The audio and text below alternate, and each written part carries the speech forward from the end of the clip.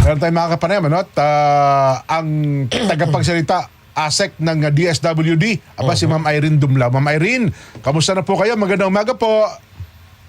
Si Jen tsaka si Nelson po. Magandang umaga po. Hello, magandang umaga. Yes, ASEC, si Jen at Nelson po. Una, may mga... Yes, magandang umaga, Jen and Nelson. Magandang umaga din po sa lahat ng sumusubaybay ng inyong pong programa. Opo, mabilisan lang po. Medyo kaunti na lang ang oras namin. Una po, meron na ba tayong mga kababayan na sa evacuation center as of this time? Well, batay po sa 6 a.m. monitoring ng DSWD, meron na po, no? Particularly in Mindanao. Opo. Yung po mga naapektuhan ng pagbabaha dulot nga po ng southwest monsoon. Meron na po tayong mga 44 activated evacuation centers na kung saan meron pong mahigit 1,900 na pamilya. O ang katumbas po niyan ay mahigit 6,400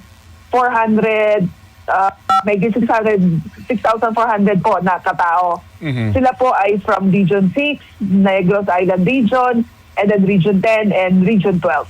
Opo. Pero bagay, ang ating mga relief packs naman ay naka-preposition na po, no? Ano bang SOP natin sa mga provincial at regional offices ng DSWD, Ma'am Irene?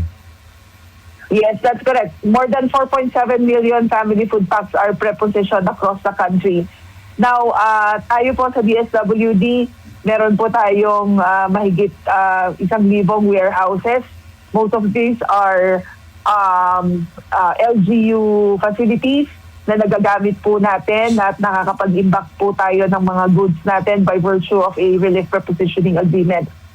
So, gone are the days, Jen and Nelson, na maghihintay pa tayo ng mga 2 to 3 days bago makarating yung tulong mula po sa pamahalang nasyonal sapagkat ang mga goods po natin ay nasa area na po, nasa ground na and are ready for distribution. Paano po yung mga naapektuhan ng Canlaon dun sa NIR, Negros Island Region? Well, meron din po tayong mga mga goods na naka-preposition in our warehouses in Negros Island Region at sa mga karatig probinsya.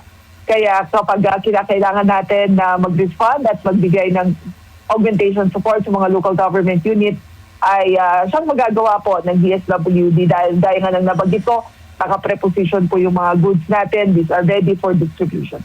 Ready to eat na po ba ito? Kasi ibang lugar ata parang hindi sila makapagluto, ASEC eh. Yes, meron po tayong mga family food boxes. Ito po yung brown box. Pero meron din po tayo nung ready-to-eat food boxes. Ito po yung kulay puti. Okay. Dito sa ready-to-eat food boxes natin, meron po tayong champurado, meron po tayong arroz caldo. Hindi nyo na po kailangang initin yan. Talagang na po ito, ready for consumption. Ayun, Nasaan? Baka meron kang Ayos na. Oo. Hintay ka lang, ano lang pala, isang pahabol na lang. Curious ako, ma'am, paano natin pinapadala yung tulong natin sa Batanes? Ang hirap po ng biyahe doon, aeroplano tsaka barko, di ba? Alam nyo po, DSWD works with the Philippine Coast Guard and the Philippine Navy Opo. para po sa pagpapadala ng mga goods dyan po sa Batanes. We take advantage of the period na wala pong sama ng panahon. Okay, I'm sorry. opo. Walang sama ng panahon para makapagpadala tayo ng mga goods at ma-imbak natin dun sa warehouses natin dyan sa Batanes. Sa katunayan po, more than 23,000 family food boxes are prepositioned in the province.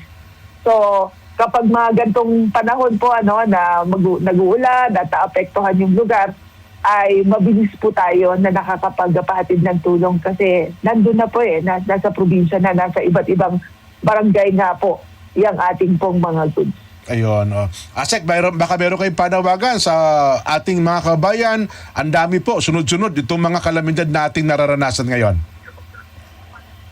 Well, Jen and Nelson, una, maraming salamat sa inyong programa. At pangalawa, nais nating i-take advantage yung pagkakataon para po mag-remind sa ating pong mga kababayan na makinig po tayo sa abiso ng ating pong mga lokal na pamahalaan. Kapag sinabi po na lumikas tayo, gawin po natin yan sapagkat yan po ay para sa inyo pong kaligtasan. Hindi nyo naman po kinakailangan mag-alala sa inyo pong kakainin o gagamitin sa mga evacuation centers sapagkat nakahanda po ang DSWD na magbigay ng tulong. And again, paalala lang po no, na makipag-ugnayan po tayo sa ating pong mga lokal na pamahalaan para sa maayos na distribution ng tulong. Yun lamang po. At maraming salamat at magandang umaga po. Asek Irene, salamat po ha. Ingat po kayo. Magandang umaga po.